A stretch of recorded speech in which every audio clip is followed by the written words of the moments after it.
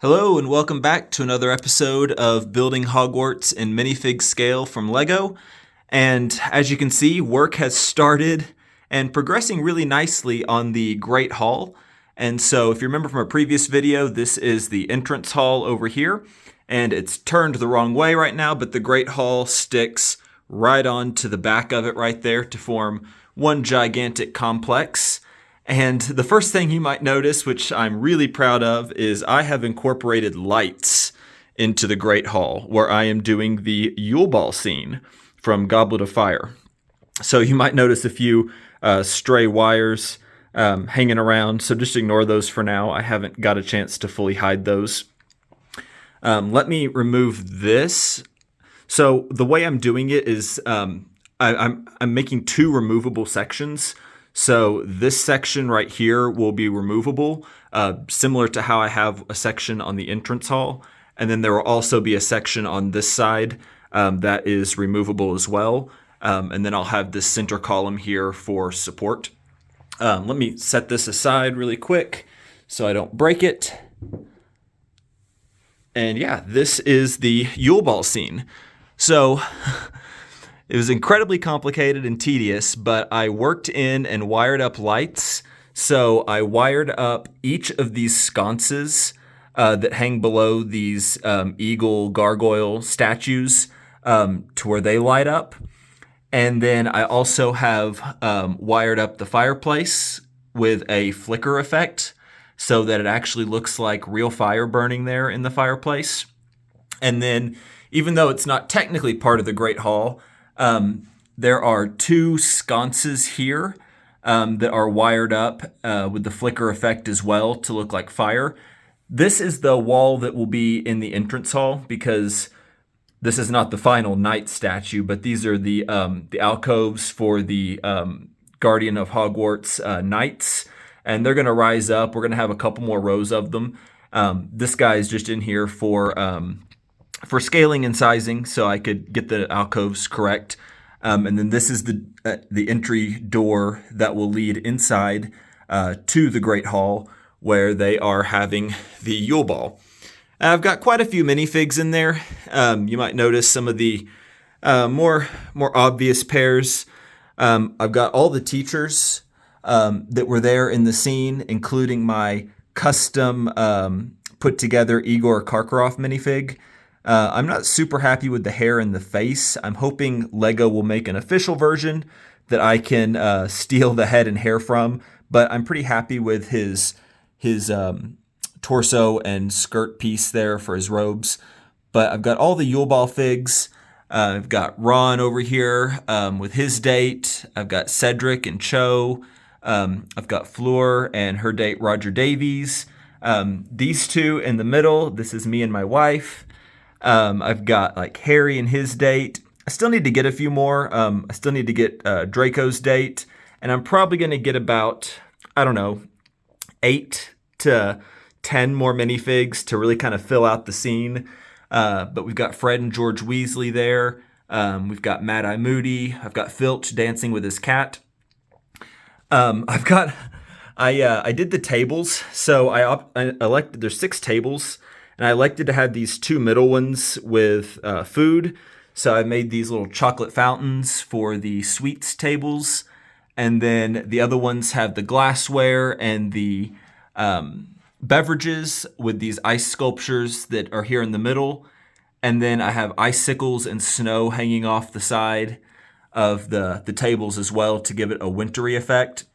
And I've tried to incorporate like icicles and snow in a lot of different places hanging down from the walls to give it a more realistic, well, maybe not realistic, but a more wintry feel, because I need it to feel like a winter wonderland.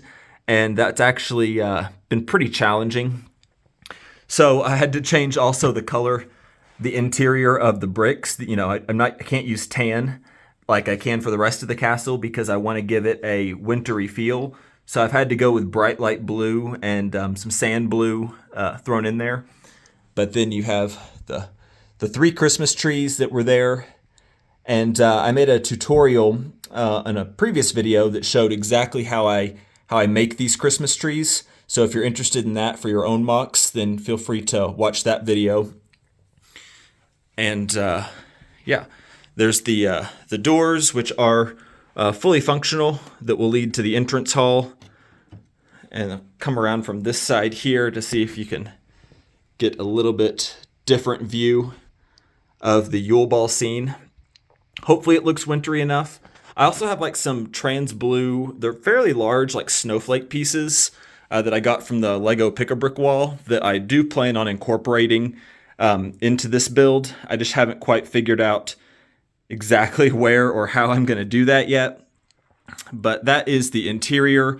The bay window still has waiting on construction. I'm waiting on more parts so that I can build the bay window. This is just a placeholder that I'm using for measurements and to get some ideas with, but so ignore this. But the bay window will be built. I have the entire first row of windows done on the exterior, and I've done these windows in the same fashion that I did over on the entrance hall, where they're all custom using trans 1x1 plates in there. And you can kind of see how I've done those. I do have the correct number of windows. The correct number is 9. And that's on this side. The other side only has 8 because it is blocked off for the fireplace. That's middle section is where the fireplace goes. So there's no row of windows there on the back side of the Great Hall. And that is accurate and complete. And I've already started working on, as you saw, this top row, which are going to have the longer windows that go around the exterior there. One thing that I wanted to mention is, so since my main goal I've mentioned before is accuracy in my builds, and I'm trying to get this to look as accurate as possible and as close to what Hogwarts actually looks like, there's an issue with the Great Hall that anyone who's ever tried to build it will understand what I'm talking about. And I call it the Great Hall problem. The fact is that on the exterior, there are 2 sets of windows. There's a small bottom row and then a very large top row. Okay? But on the interior, in the actual movie scenes, there's only 1 row of windows. And one way I've seen a lot of people try to, I guess, skirt around this problem is they actually start the Great Hall at this level. And then the bottom level, they make like the Hogwarts kitchens or something like that. And while I do plan on doing the Hogwarts kitchens, doing that and raising the height of the Great Hall to accommodate the kitchens with this bottom row of windows throws everything out of proportion with the entrance hall. Because then you have to have your minifigs go up like this massive flight of stairs, which does not exist in the Half-Blood Prince castle. If you were building an earlier version, like Sorcerer's Stone or Chamber of Secrets, you could get away with that because instead of having an entrance courtyard, it has a chamber of reception. This is one of the changes they made. It has like a big building stuck out here at the front that has like giant staircases.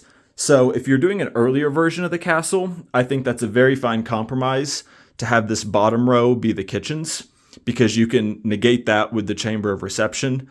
But since this is the Half-Blood Prince version of the castle, I can't do that. And so I've mentioned before that when I have to make decisions when it comes to accuracy, is that I will favor the exterior over the interior. Because the exterior is what's going to be most visible and most notable. So I want it to be correct with both rows of windows. And on the inside, we're just having to compromise, and there will be 2 sets of windows on the inside. You'll have the smaller ones and the larger ones there. The kitchens will actually be underneath this platform, buried inside the rockwork, along with the Hufflepuff Common Room, which will be underneath the entrance hall. And that's how I will do that. But anyone who's ever tried to build a large-scale version of the Great Hall, and I know several people have, and my hat's off to them. I admire anyone who takes on a Hogwarts project at this magnitude. Will understand what I'm talking about with this, what I call the Great Hall problem. And there's lots of areas like that all over the castle, because the locations they use for filming interior scenes don't always line up with the exterior scenes. You'll also notice that I've incorporated like some snowdrifts back here. This is the platform that would normally hold the teacher's table, but I've incorporated snowdrifts, and I've put snow drifts all along the edges of the Great Hall where you can see, just to help add to that wintry Wonderland effect. But I decided to do the Yule Ball for a couple of reasons. I started out with the classic scene that you normally see with all the 4 tables, and I was going to do a sorting ceremony. But everybody who's ever built a castle at this size, that's always the scene that they go to, and I want mine to be different.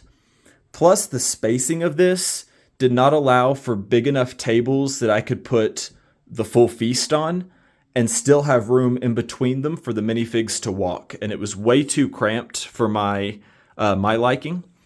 And then I realized that Lego had given us so many of the minifigs in their Yule Ball outfits and torsos that if I did not use them in the Great Hall, I would not get to use them at all.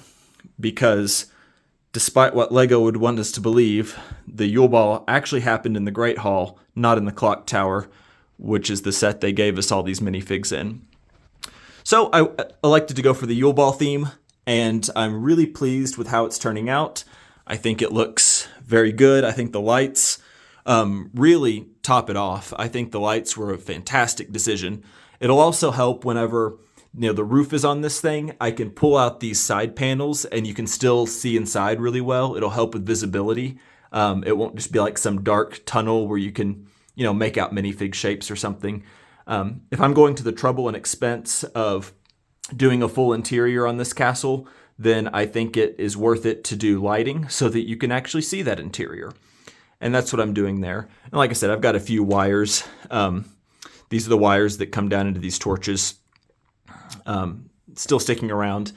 There are going to be a few more lights in the roof shining down, and that's what this wire is for. It's going to be run up the side of the building and run to some lights that are off in the roof to help eliminate it a little more, just in case it's a little bit too dim. But it looks really good, I think. And I will turn off the lights, and you can see what it looks like with the lights off. That actually looks even better. I'm surprised that shows up as well on camera. But this is what it looks like. And then you'll also be able to see the lights shining through my custom windows. And yeah. All right, let me turn those back on. It'll probably mess up some resolution for a second or two. But yeah, let me know what you guys think about my progress so far on the Great Hall. I'm waiting on parts. I've got a big order coming in from Germany that should allow me to do the bay window, finish all the windows around the this next layer, if you will, that are on the same row as this one. And then I should be able to just about finish the Great Hall once that order from Germany comes in. And of course, as always, I will post some more updates and keep you all notified of the progress. And if you want to follow along with the progress, make sure you subscribe to the channel. Feel free to go back and watch some of the other videos I've done for the other section that I have completed, which is the entrance hall, if you want to know more about that. Or if you have questions about how I built specific things, like I said, I know there's a video out for the Christmas trees already, but if you want to see how I built the stone statues or the tables or pretty much anything, the fireplace, just let me know in the comments and I'll be happy to make a video about how I built certain aspects of it. Nothing here is a secret. I'm trying to, just show everybody what's possible, what I'm capable of. And feel free to steal any of this stuff for your own mocks, and I'm happy to help you out in that venture. And until next time, you guys, take care.